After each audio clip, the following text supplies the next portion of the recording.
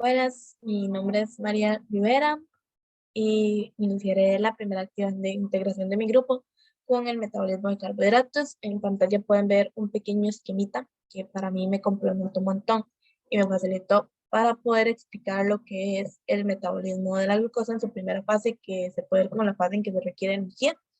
En esta primera fase se transforma una molécula de glucosa en dos moléculas de gliceraldehído, que esta puede ser una molécula de baja energía mediante el uso de 2 ATP. La cantidad de moléculas de ATP que se forman por cada molécula de glucosa son 2. En esta fase, la molécula inicial de glucosa se reordena y se le añaden dos grupos de fosfato. Los dos grupos de fosfato causan inestabilidad en la molécula modificada, ahora llamada fructosa 1,6-bifosfato, lo que permite que esta se divida en dos mitades y se formen dos azúcares fosfatadas de 3 carbonos.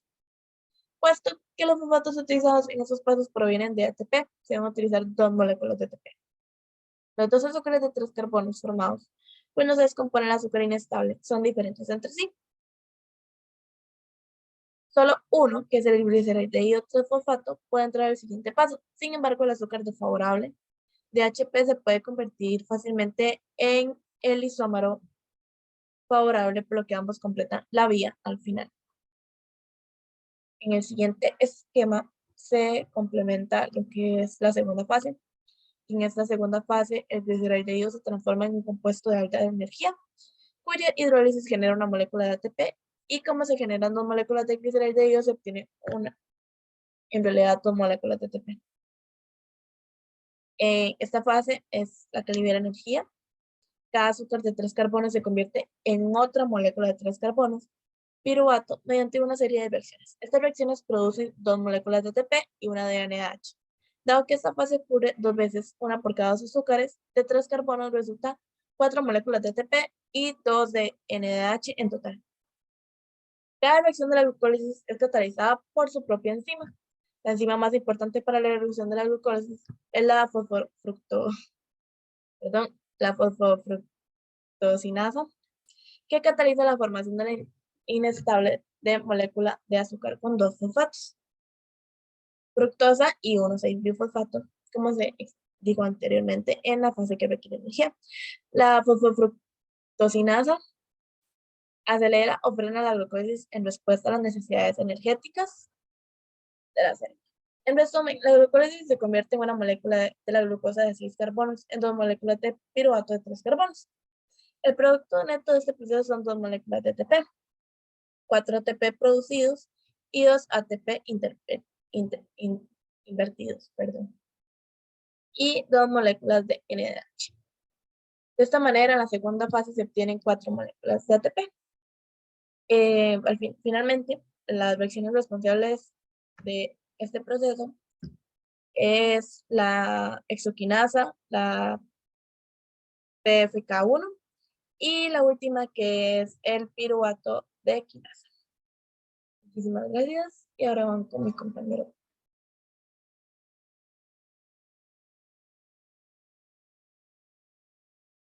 Hola, mi nombre es Alan Villegas y hoy vamos a ver lo que es el metabolismo de lípidos. Recordemos que los lípidos son grasas y o llegan a nuestro organismo mediante la dieta.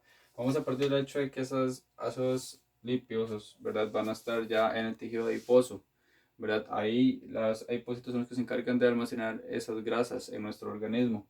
Entonces, esos triglicéridos, todo va a comenzar porque el cuerpo va a recibir un estímulo que ocupa generar energía y lo va a generar en este caso a partir de las grasas que tenemos, ¿verdad?, en el tejido adiposo acumuladas. Entonces, la enzima lipasa sensible a hormonas se va a encargar de deshacer esos tres triglicéridos y van a formar lo que es un ácido graso, ¿verdad? Este ácido graso se va a unir a una proteína para poder ser transportada, que va a ser la coenzima A, o por lo menos en este momento vamos a usar ese de ejemplo. Esto cuando se une el ácido graso con la coenzima A, se forma acil-CoA. ¿Ok?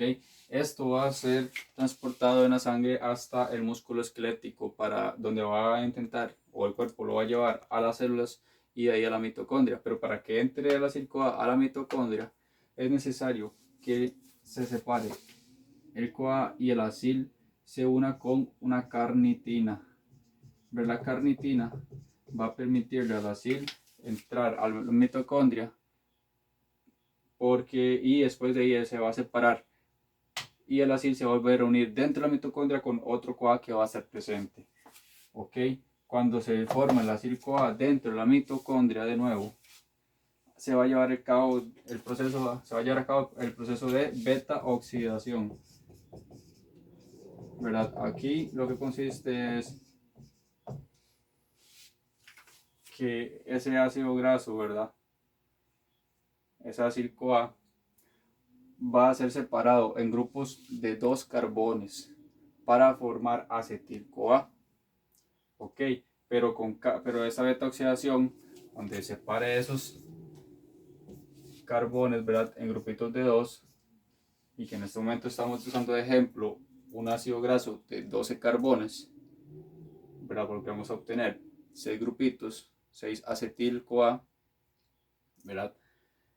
Y que este ácido graso es comúnmente de 12 carbones, es comúnmente llamado láurico, y podemos encontrarlo, por ejemplo, en el aceite de coco, en la mantequilla o en la canela, por ejemplo. Obtenemos que por cada ruptura, ¿verdad?, de esos enlaces, vamos a obtener un NADH y un FADH. Entonces, por proceso de beta oxidación, tenemos que se crearon 5. Entonces tenemos 5 FADH, 5 NADH y 5 FADH por beta oxidación. Recordemos que cada NADH nos da 2.5 de ATP, ¿verdad? Entonces 5 por 2.5, ¿verdad? Y tenemos que un FADH nos da 1.5 de ATP, entonces 1.5, entonces tenemos 5 por 1.5 de FAT y 5 por 2.5 de NADH. Ok, entonces ahí obtenemos que 5 por 2.5 es 12,5 ATPs y 5 por 1.5 es 7.5. Ok, 7.5 ATPs tenemos por beta oxidación. Una vez ya llevado a cabo pues, el proceso de beta oxidación, tenemos que por cada acetil, ¿verdad? Porque después de que sucede el proceso de beta oxidación se forman acetil-CoA. Entonces, por cada acetil-CoA vamos a obtener 3 moléculas de NADH, una de FADH, y vamos a obtener un ATP directo por fosforilación de sustrato. Entonces tenemos que se formaron 6 acetil-CoA. Entonces tenemos 6 por 3 NADH, ¿verdad? Por 3 NAD. Y tenemos 6 por un NADH. Por un FADH, perdón. Ok, recordemos que estos NADH valen 2.5 ATPs y los FAD valen 1.5, ok. 1.5. Recordemos también que por cada acetil-CoA obtenemos una molécula de ATP directo, ¿verdad? Entonces tenemos 6 ATP directos. Tenemos también entonces que entonces 6 por 3 es 18 y 18 por 2.5 van a ser 45 ATPs. Y tenemos que 6 por 1.5 es igual a 9. Ok, entonces 9 ATP. Esto unido, 45 más 9 nos van a dar 54. Más 6 nos van a dar 60. ¿Verdad? 6 que teníamos fosforilación de sustrato. Y teníamos que 12,5 y 7.5 nos dan 20. Entonces estos y estos nos van a dar un total de 80 ATPs. Esto, ¿verdad? Cuando se formó el proceso, cuando se formó el acetil-CoA, ahí fue cuando comenzó el proceso, el ciclo de Krebs. Y obtuvimos 60 ATPs, ¿verdad? Más los que hemos obtenido en vena beta oxidación, nos da un total de 80 ATPs para este carbono para este ácido graso de 12 carbonos, perdón. Y esto sería todo. Mi nombre es Daniel Mora y voy a responder la pregunta número 3 de la actividad de integración con respecto a la clasificación de los tipos de transporte a través de la membrana celular según los requerimientos físicos. Primeramente hay que citar que hay no mediado, hay transporte mediado y hay transporte vesicular. El transporte no mediado, que es el pasivo, se también puede llamar difusión simple, es donde la molécula atraviesa la membrana, las capas lipídicas y no requiere proteína. Es a favor del gradiente de concentración o químico. Eso quiere decir que se mueve de donde hay más a donde hay menos. O el gradiente eléctrico, que quiere decir que se mueve de donde hay más cargas a donde hay menos cargas en flujo neto. El transporte mediado pasivo o difusión facilitada tiene tres clasificaciones, que sería por poros. Es un movimiento limitado, aunque el gradiente aumente el flujo, se estabiliza en algún punto. Es un orificio que siempre está abierto, movimiento de partículas a favor de gradiente electroquímico. Ejemplo, la acuaporina que moviliza agua. Los canales poseen compuertas que se abren y se cierran, permitiendo el paso o no a favor del gradiente electroquímico y se encuentran intermitentemente abiertos. Tienen una compuerta. Son voltaje dependientes, quiere decir que cambian según el cambio eléctrico en tres estados: cerrado, abierto o inactivo. También ligando dependientes, que quiere decir que al unir algo al canal para que se abra, ligando o señal.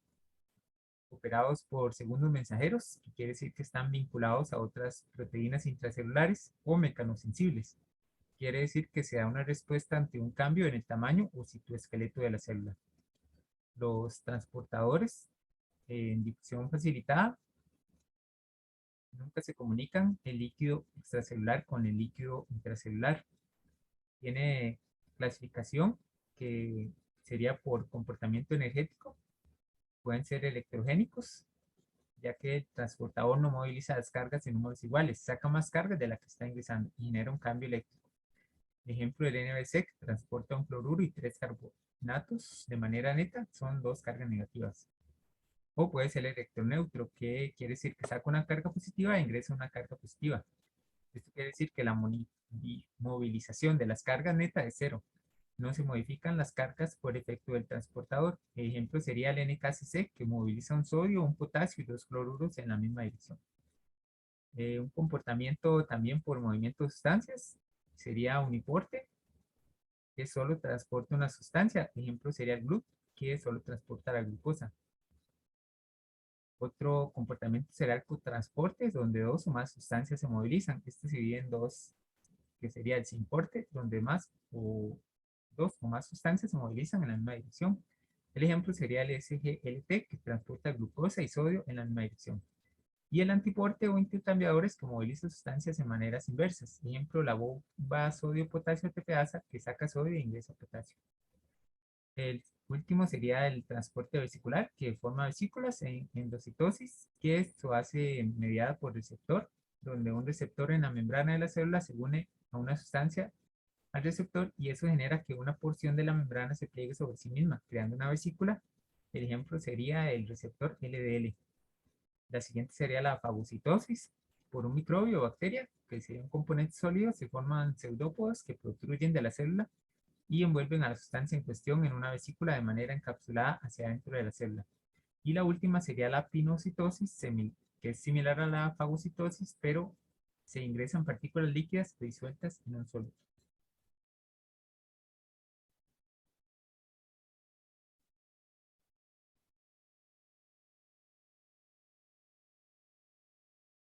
Seguidamente vemos lo que es la unión neuromuscular. Este esquema va a explicar perfectamente todo lo que voy a decir. y me parece una excelente ayuda y demostración. Inicialmente comienza con un potencial de acción que se transmite. Este potencial favorece la apertura de canales de calcio que son sensibles a voltaje. El calcio favorece la liberación de vesículas.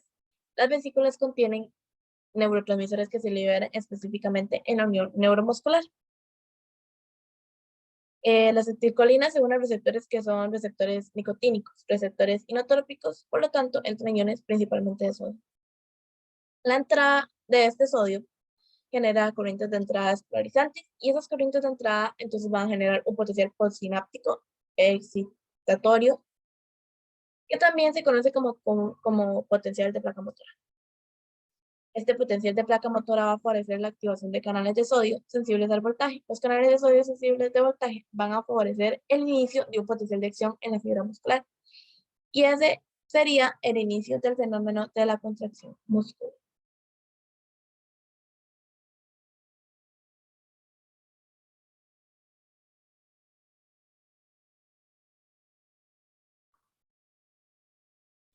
Buenos días, compañeros. Mi nombre es Carlos Zamora y yo les vengo a hablar sobre la contracción y relajación muscular.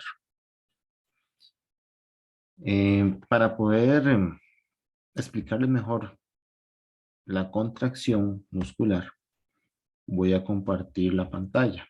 Denme un segundito.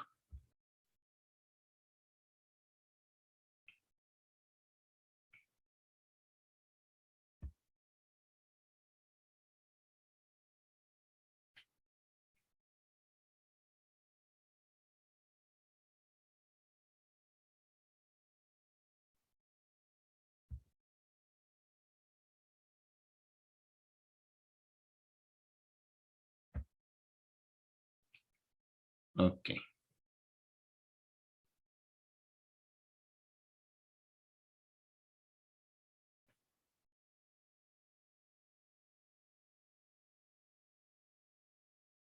Espero que se esté compartiendo la diapositiva de la contracción muscular.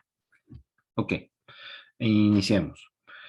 Una contracción muscular inicia con una señal del sistema nervioso. Esta señal del sistema nervioso, transportada por una motoneurona, llega a la membrana muscular.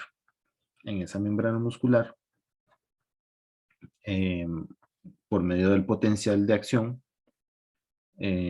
produce neurotransmisores de acetilcolina. Esta acetilcolina va a abrir unos canales o crea unos canales nicotídicos, llamados canales nicotídicos, por los cuales va a ingresar el sodio externo de la célula hacia el citoplasma de la membrana muscular. Ok, ¿qué es lo que produce este sodio? El sodio, al ingresar al citoplasma muscular, va a despolarizar la célula. ¿Ok? Esta despolarización produce que los receptores de dihidropiridina y los de rianodina se abran. Estos receptores que producen al abrirse que el retículo sarcoplásmico, que es esto azul que está aquí y es lo que envuelve al sarcómero, deje o produzca o salga el calcio de ese retículo sarcoplásmico. Entonces, al poder tener exceso de calcio del retículo sarcoplásmico, este calcio va a interactuar con la unidad funcional del músculo, que es el sarcómero, que está compuesto por diferentes tejidos musculares, los cuales se van a mover por este calcio extra. Entonces, la contracción muscular básicamente se da por la liberación de acetilcolina en el potencial de acción que abre los canales nicotídicos donde ingresa el sodio, donde el sodio despolariza la membrana, el citoplasma muscular. Al despolarizar la membrana o el citoplasma muscular, se produce que los canales y los receptores de rianodina se abran, el calcio salga y este calcio interactúa con los tejidos musculares o las fibras del sarcómero. Y eso produce el movimiento de la contracción y relajación muscular. Bueno, la contracción más que todo, que es el acortamiento de las fibras musculares. ¿Cómo se da la relajación? La relajación se da cuando ya no hay impulso nervioso, donde ya no se produce acetilcolina, donde ya no se abren los canales nicotídicos, donde no ingresa el sodio, donde no produce que los receptores de rianodina se abran y que el calcio ya no se salga más del retículo sarcoplásmico. Entonces la reacción química se detiene y las